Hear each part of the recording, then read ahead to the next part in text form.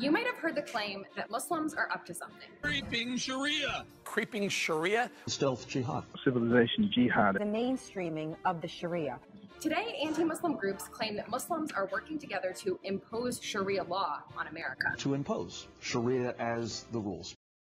We at the Bridge Initiative are here to debunk this narrative. Here's what those who work with anti-Muslim groups want you to think: that Muslim religious leaders, refugees, and politicians are all working together towards the same goal as militants: to destroy Western civilization. The Muslim Brotherhood plan for the destruction of the United States. What do all of these voices have in common?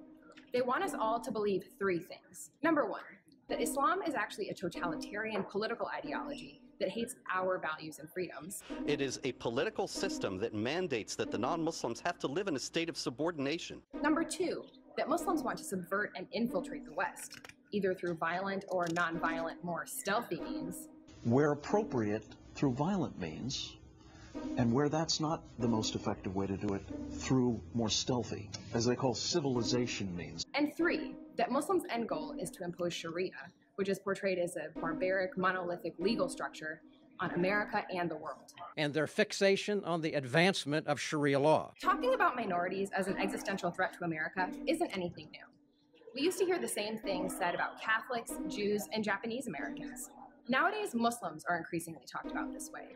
They have managed to infiltrate our elites, they've managed to infiltrate our universities, they've managed to infiltrate our State Department. Because their ultimate goal is to achieve Sharia law as the law of the land. There is the mainstreaming of the Sharia. The building of triumphal mosques. Muslim colonization. Basically indoctrinating our children. Destroying Western civilization from within. Destroying Western civilization from within. Doing sabotage to America from within. Often, this Islamophobic narrative hinges on the Muslim Brotherhood, which anti-Muslim groups want to be designated a terrorist organization. They then claim that American Muslim organizations have ties to the Muslim Brotherhood, and thus have the same goals as terrorist groups. Virtually any Muslim American organization in this country of any prominence is a Muslim Brotherhood front seeking to promote Sharia in America. These groups are brotherhood groups that are working in the United States to subvert the U.S. Constitution and ultimately to replace it with Islamic law. These commentators even claim that Muslims are trying to influence social studies textbooks and take over frozen foods and nail polish.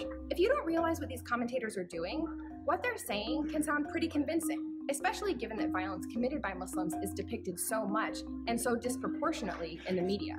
On top of that, these commentators often cite studies and misuse ominous-sounding Arabic words to make Muslims seem foreign and fearsome. Anti-Muslim groups do this over and over again, using different words and different justifications, but in the end, they're all making the same point. They're claiming that Muslims are a threat to Western civilization. So why should you care that there's this narrative out there about Muslims? It's because this narrative treats all Muslims as potential threats, as enemies worthy of our constant suspicion.